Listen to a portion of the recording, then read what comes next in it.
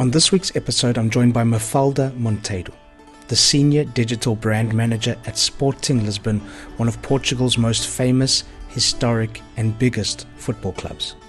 We discuss, amongst other things, why this club is so very, very special to the Portuguese people and how, after 19 years, Sporting finally tasted victory.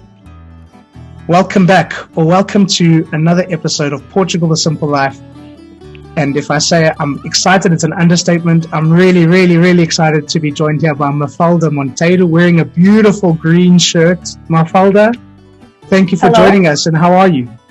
I'm good, thank you. Thank you for having me here. I'm glad you like the shirt. I couldn't wear one because my colleagues at work will get upset with me, but I've got one here in the background. That's cool. So that'll have to do. But Mafalda, why don't you just start off by telling us a little bit about you? Okay, so as you know, my name is Mafalda Monteiro.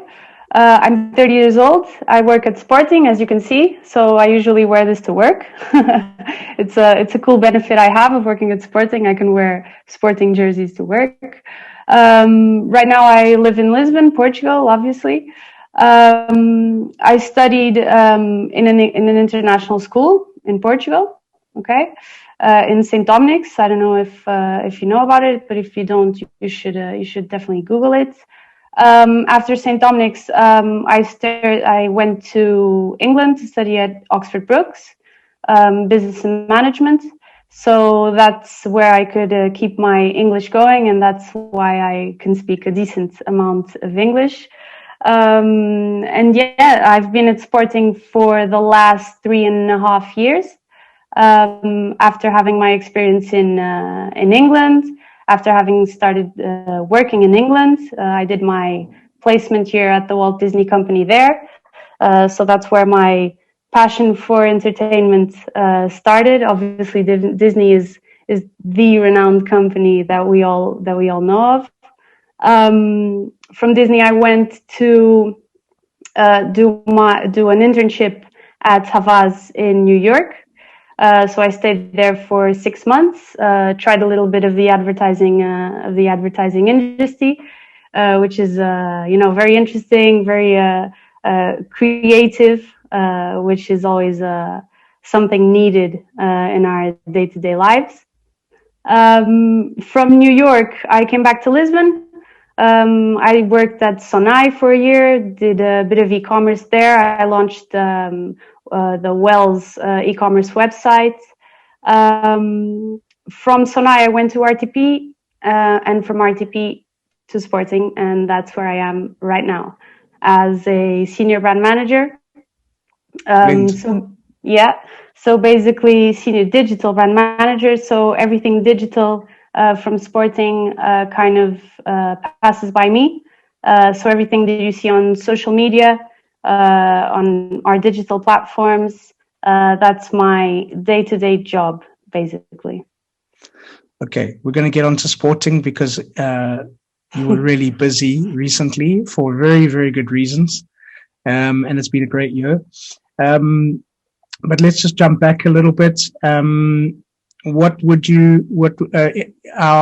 listeners love to hear from our guests about their terra. You've traveled a lot. You've been all over the world, and you came back home. Where would you consider your terra in Portugal? And tell us a bit about it. Having traveled the whole world, as you say, and then coming back home, that is also something that is very Portuguese. Okay, so we usually travel the world, and we find out that home is the best place to be. Okay, even though I've been in London. Even though I've been in New York. Why? It's the quality of life. Okay. I don't know if you want me to start to talk about my terra. So my terra is Paços de Arcos, and that's where quality of life starts. Okay. Paços de Arcos is a small town in the coast, just by Lisbon. Okay. It was a fisherman's village back in the time. And it's a really picturesque town. Okay, so it's where I grew up. It's where I lived my whole life. before moving to England and the United States. But it's a really nice town, very picturesque. It has the Palácio dos Arcos, which is basically where Dom Manuel I, or our King Manuel I, saw Vasco da Gama leave to India. Okay, so it does have a little bit of history as well. I mean, everywhere in Portugal has a bit of history. It's not hard to find history in every town here. But yeah, so that's where I grew up. It's beautiful. It's just by the coast. It has lovely weather. It's got nice beaches, and that's why Dom Manuel saw Vasco da Gama leave to India. So that's a bit of history right there. When you traveled to all of these places and worked and studied, what did you miss about home? What did I miss about home? I'm not sure if everyone says this, but I'm gonna have to say it. It's obviously the sun. Okay, it's the nice weather. I mean, all year round, even when it's winter, it does rain a bit, but it's not like England rain. Okay. And obviously, the other big thing that every Portuguese has to miss when you leave Portugal is the food. Okay, so our food is obviously very simple, but very tasty, and that's something that you cannot find. Well, you definitely cannot find in England. Okay, where the main dish is fish and chips. So in England, the way I could eat better was to eat Italian food. In New York, it was a little bit easier to eat good food. You have amazing restaurants in New York, but definitely here in Portugal, in every little corner, you have a tasca where you can eat an amazing bitoque. You have so many places where you can eat our bacalhau, which is the most known dish to everyone outside of Portugal. So the cuisine is definitely probably the main thing that we miss when we leave Portugal. In football?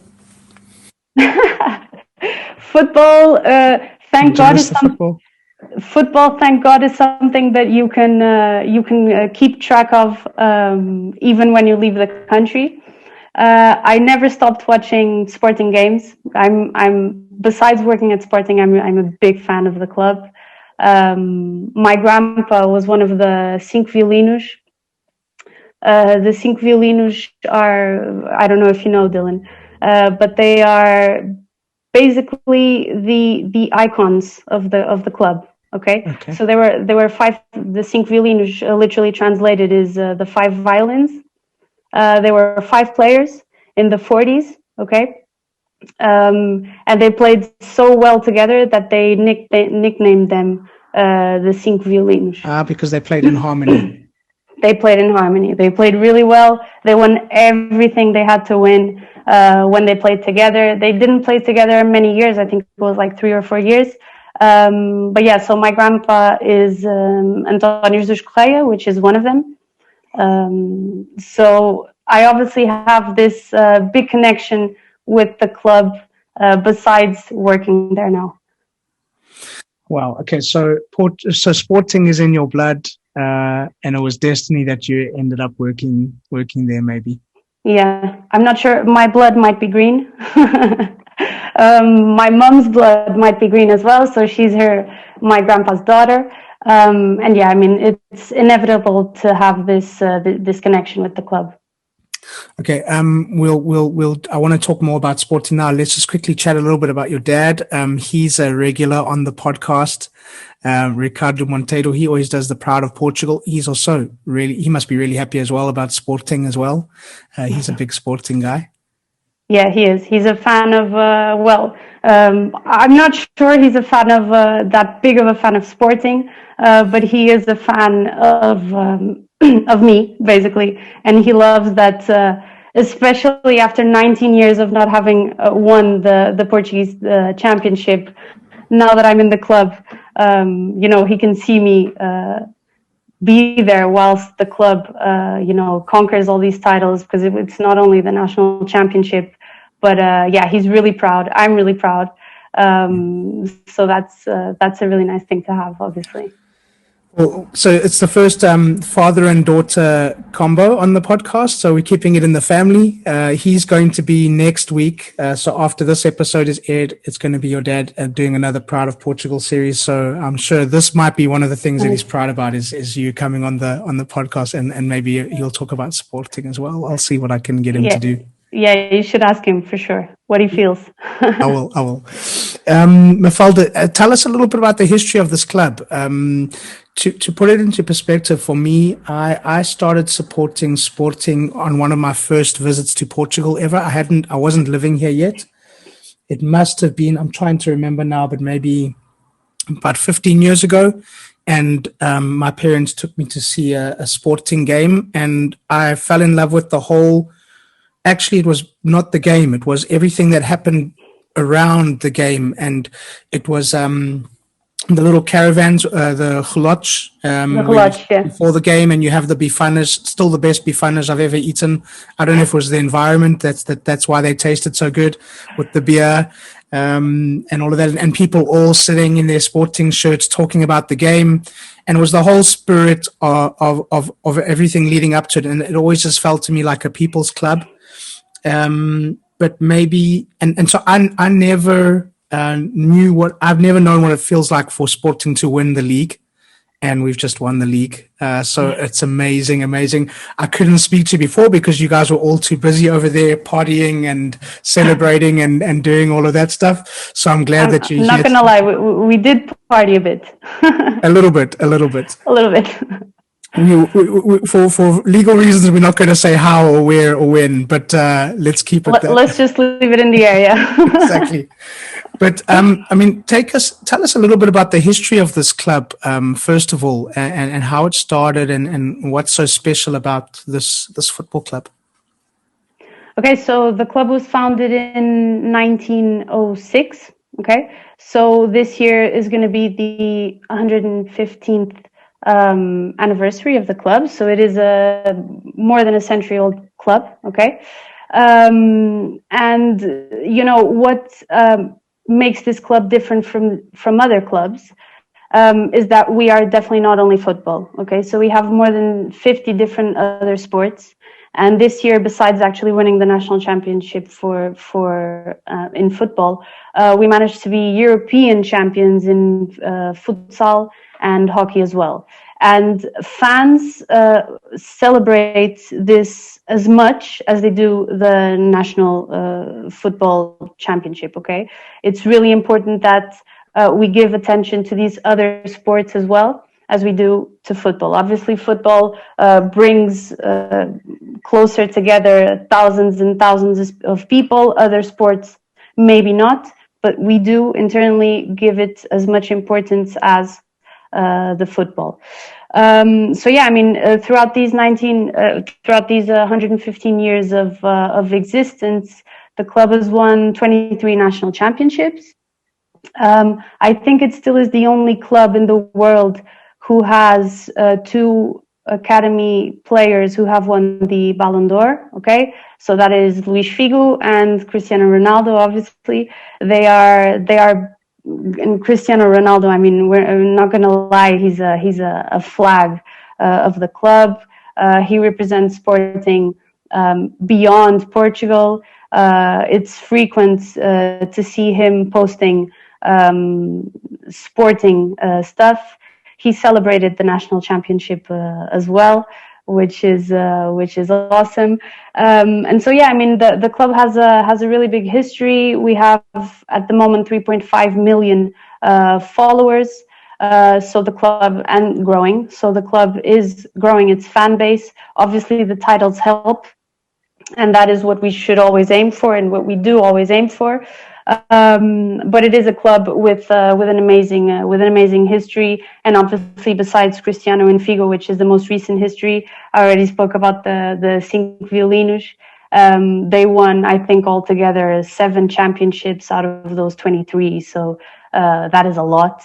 So yeah, I mean, we have this history that we are really proud of, that we will never forget. And it's this history that basically keeps us going. Amazing. what are your memories of this club and supporting it as a child, and why does it mean so much to you? So as I said, my grandpa is the big reason why we were born sporting fans already. When I say we, it's me and my three brothers. They are as big of fans as I am. They're really proud that I'm in the club as well. It's I think my whole family is quite proud that I'm keeping this legacy going. Um, but yeah, so I mean, since I can remember that we've been supporting the club. Um, my grandpa has obviously a big connection with the club, so that's where we started going to the stadium, was with him. Still the old stadium, so the stadium where we play right now. Actually, I'm not sure if it started in 2002. But before that, we still watched games in the old stadium. And I've been, I still go, or I still went to the games even after my grandpa passed away, with my friends, with my brothers. It's something that has been in our life since forever. And the last championship that we won, I was 12 years old. So in terms of memory, it's very faded. Okay. The only thing I can remember is that we got into the car with my dad and with my mom, and we went to the Marquês de Pombal, just to celebrate with the fans. But that's about it that I can remember. And this championship, which is something that amazingly happened to me, I got the opportunity to go with the first team on the bus from the stadium to the Marquês. So that is an experience that it's something that was just in my dreams. It wasn't even a possibility. It's not a possibility to anyone, I would say. But it happens. Obviously, working at the digital department, I'm responsible for the social media channels. So that's how I had to go on that bus, so we can have everything documented on our phone. The TV was there as well. So yeah, I mean, it was a dream. Honestly, that day was something that I'll never forget. Amazing, amazing. I mean, there's Yeah. so much interesting stuff with this championship because you've got generations of you've got groups of people that have never known what it's like to win the title. Yeah. The coach is an ex-Benfica player. So, I mean, that's just... So for people listening, Benfica are our red rivals across town in Lisbon. Yeah. So he used to play. He was a big Benfica player, and he's the trainer now for Sporting, and has won us our first title in ages. But I mean, maybe you can just put it into your own words and give us some feedback. I mean, why is this so special? There was a massive celebration in Lisbon. This meant a lot to a lot of people. Why was this so special and so significant for this football club? So more than him being an ex-Benfica player, it's the whole scenario that we put together and made this happen. So basically, besides being an ex-Benfica player, he's a coach. He's one of the most expensive coaches in football history. I think it was 10 million that Sporting paid for him. And he had little experience. Okay, so 19 years after not having won the championship, the club bets a lot on this new coach who has little experience. And besides betting on this new coach, we have a really young team. Okay, we have 18-year-old players, 19-year-old players. I think we have a national champion who's 16-year-old. So it's all the pieces put together. It was highly improbable, that we actually could be champions. So when it actually in the middle of the season, when we start seeing that it might be possible, not even we knew how to react to this properly. Okay, because it was 19 years. There is this whole generation that never saw Sporting win. So this young coach, these young players, they actually managed to renew everyone's belief in the club. Okay, and that is something that was missing in the past years. It was people believing that the club would actually be able to win the championship.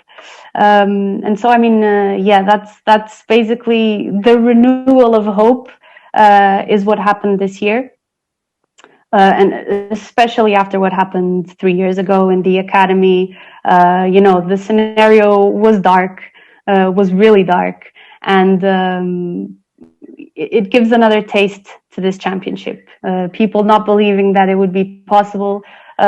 All the fans coming together at the middle of the season, starting to believe as well, oh my God, this might actually be happening. Let's just unite. Let's keep all of these differences apart. And that is something that, is a big difference from other seasons before as well, is that we actually started seeing fans unite. The team started getting this feeling from the fans as well. And, everything comes together really nice. And that's how it happened. It was highly improbable, but it happened. And that's the big message that this championship gives, not only to Sporting fans. I would say that this is a big message to everyone, actually. People might have zero hope for you, but if you do come together, even with a young team, even with high, it wasn't probable. It can happen. Okay, so that is the big message. Yeah, amazing. I love that, for whenever I've told people that I support Sporting, and they're like, why did you come all the way to Portugal and choose Sporting? And I haven't been able to tell them why, because it's not been a good few years. I always make a joke with people that Sporting people are good people because we suffer a lot. Yeah, we suffer, and we still support the club, and that's what the new generation also feels like. I mean, people can ask them the question, "Why are you from Sporting?" Even to me, the last time I saw Sporting being a champion was 19 years ago. I don't even remember it that well, and people, they now know exactly what to say. Okay, so we don't lose hope. We'll never give up. It can pass 10 years, 19 years. 25, 30, it doesn't matter. It'll happen again, and we'll be there. And that's a really, really important part about the club, really important part about the fans, because 19 years after not being able to win, we still had a lot of people at the stadium. So, usually when a club doesn't win, you see less and less people going to the stadium, less and less fans supporting the club. But that is something that we didn't see. That Sporting didn't pass by that. We still have fans; they keep growing, and this title is going to help boost that even more. Yeah, and the other thing that I like is for so many years as a Sporting fan, we've been able to point to other victories, like futsal and Formula One and other things that we've won, but we've never been able to point to winning one. And now we can at least say that and it looks like it's a bright future ahead for the team as well. Yeah, for sure. I mean, because as I say, the club, the main where we want to start working on, or where we want to keep working on, is in the academy. It's in young players. And when you bet on young players, you are betting in the long term. You want them to develop in the club. You want them to win titles in the club and look for the future. So we're not big fans of going out there, going to get 30-year-olds to join the team, because that's definitely a short-term bet. So the more you put in the academy, the more you're going to get out of it in the long term. And I mean, Cristiano and Figo are obviously they show exactly this what I'm saying. So if you bet in young talents, you're gonna get the best out of the future. And besides Cristiano, we now have a few young players who are gonna have an amazing future. I mean, what would your granddad have thought about this team in the way they played? My granddad celebrated a lot this year. I'm sure he would be proud. I think he would be proud of me as well. As I say, I mean, it's a really important thing. When we won the title, the first thing I thought was him, was about him, and how proud he would be. Going through the stadium and seeing his pictures everywhere, because his pictures are everywhere in the stadium. We have a trofeo at the beginning of the season, which is called the Troféu Cinco Violinos. So I mean, he would be really proud. He would be really proud.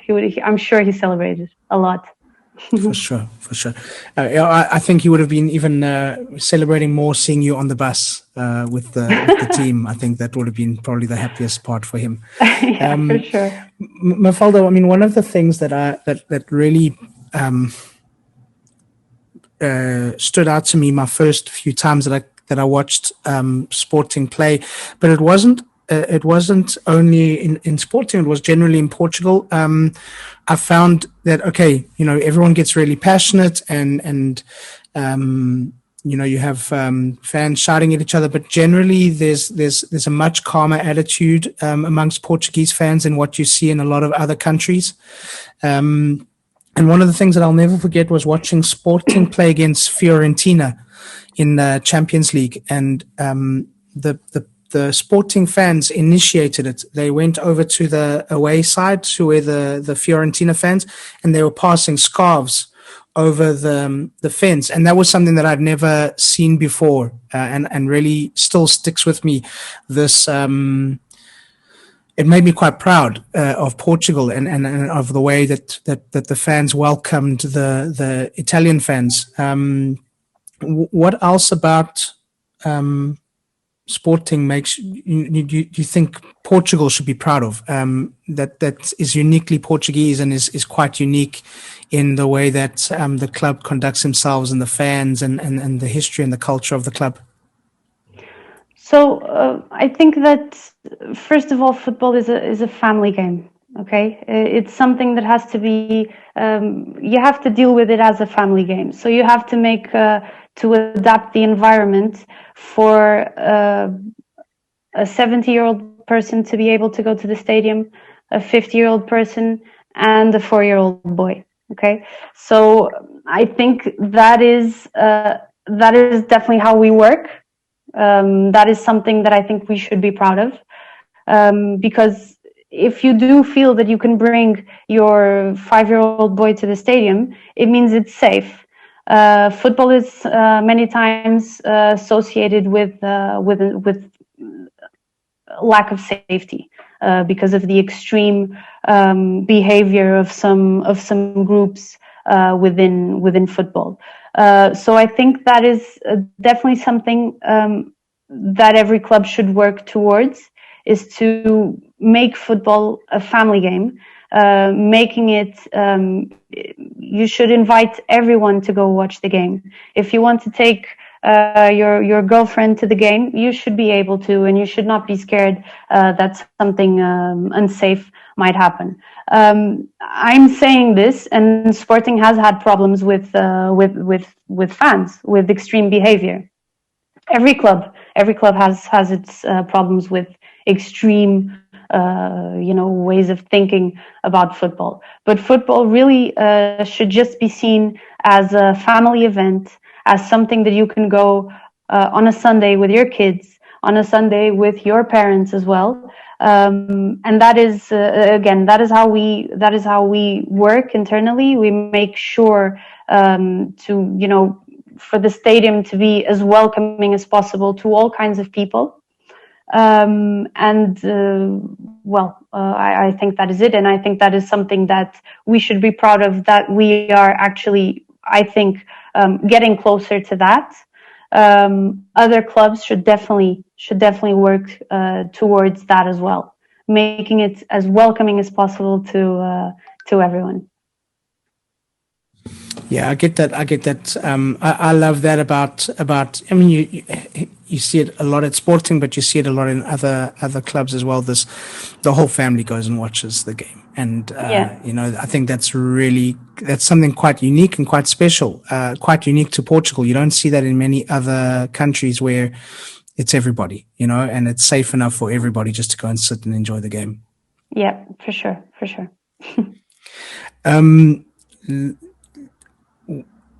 I mean, your dad does a weekly, a regular episode of us with Pride of Portugal. You've spoken a little bit about your brothers, that they're really proud that you're at Sporting. I mean, I think you're a bit cleverer than your others because they're in Spain. I mean, why would you want to be in Spain and not in Portugal? But I mean, what makes you proud of this country? What makes you proud to be Portuguese and to live here and come back home and have your life here? My dad actually says this a lot, that we, as Portuguese, we are really proud of being Portuguese. And, sometimes you might go to other countries and people might not even know where Portugal is in the map. And even though that happens, we will make sure to let them know where Portugal is in the map and exactly what Portugal has done in the history of the world. That is so important, that is so big. And what makes us proud of being Portuguese is basically that we are so few, okay? We are 10 million Portuguese. And we have ambitions as big as the world, okay? So that comes back from where we, all the discoveries we did of India, etc. And we are still up for that. We are not afraid of leaving Portugal. Go check out the world, see what is out there. Make sure people know what Portugal is, where Portugal is, and why Portugal is so nice. And then, I did come back. I'm sure a lot of people don't come back. The consequences of life dictate what people do in life. But I do believe that a lot of people do come back because it's the best quality of life. Okay, it's very easy to live here. Some people don't like to go. Okay, it's easy, but just go through the hard way, and maybe you'll get more out of it. Maybe you do, but when life is easy, everything else becomes easy. I mean, everything in Lisbon, for example, is 15 minutes away. Okay, if I want to go to the beach, I drive my car for 15 minutes and I'm at the beach. If I want to go eat the most amazing dish, I get in my car and I would say it's not even 15 minutes, a 5-minute drive, not even that, maybe a 5-minute walk, and you have the most amazing dishes that you could eat. And then there's something that I definitely have not found elsewhere, which is how open we are towards others, towards other nationalities. We love having other nationalities over, as we love when we are away to teach other people what Portugal is. We do exactly the same when others come here.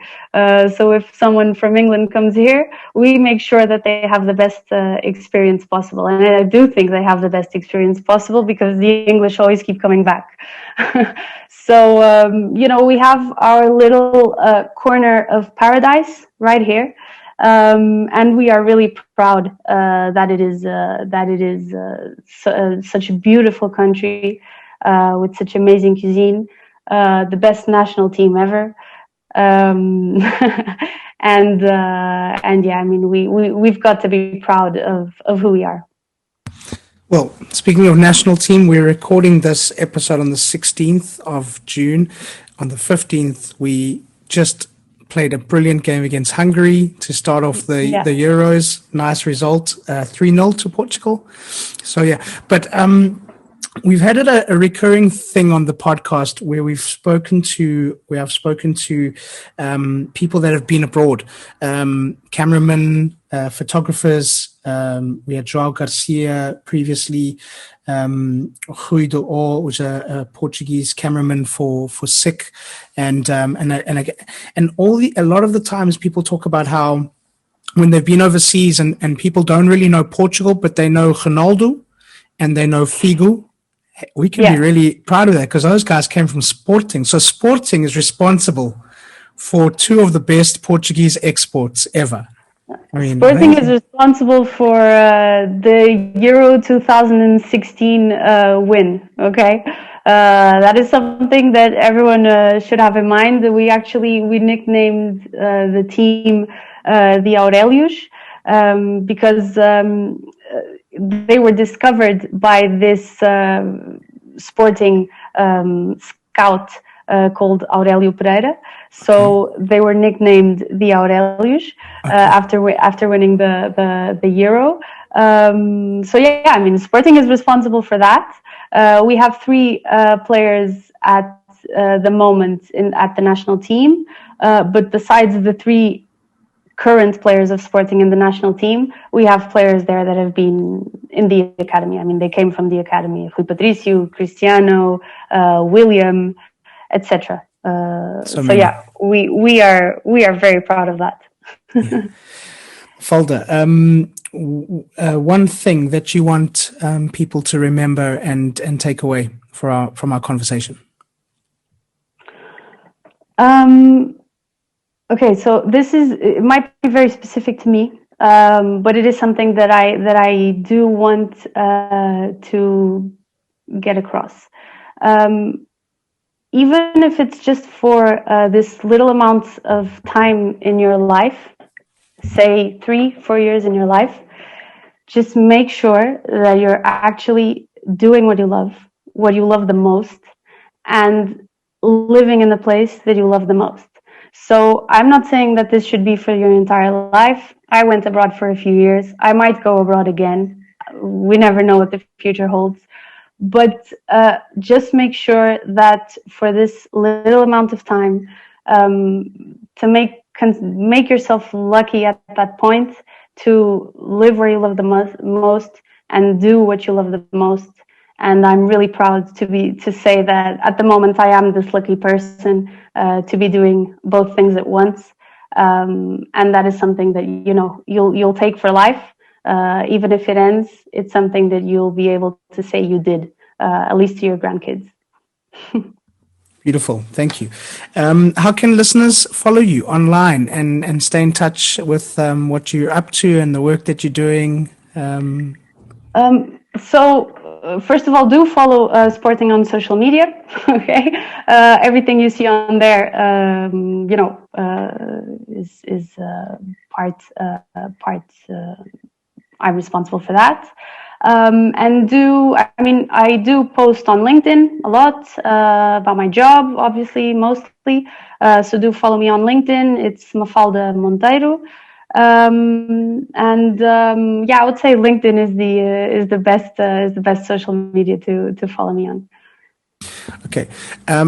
We have thousands and thousands and thousands of listeners from all over the world who perhaps maybe haven't chosen a Portuguese football club to support. Is there anything that you want to recommend? You should definitely follow the national champions. So that's Sporting Portugal. It's got the most beautiful color. It's green.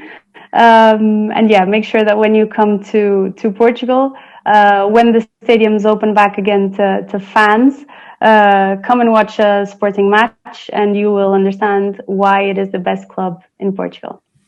Beautiful. Mafalda, a question that we ask all of our guests: Portugal, the simple life. Why?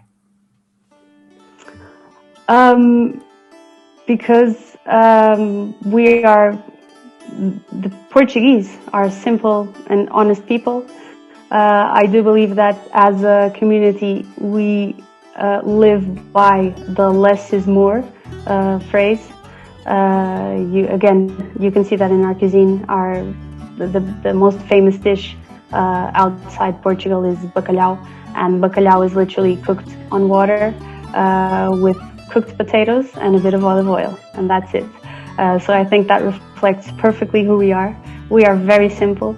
We take life very simply as well. So, I mean, we are proud as well of being Portuguese. So, you know, that's why life is simple in Portugal. I love it. Mafalda, thank you so much. I think we could speak for a lot longer about all of these, this beautiful football club and the things around it. But I've absolutely loved this conversation. Thank you so much. Thank you, Dylan. For now, I'm going to let you call it. So that's a wrap. So thank you once again to Mafalda, and thank you to all of you for listening. Please subscribe, share with your friends, give us a thumbs up, and please leave a comment or a review. We'd love to hear from you. And as we say in Portugal, bem-vindo, welcome to the simple life.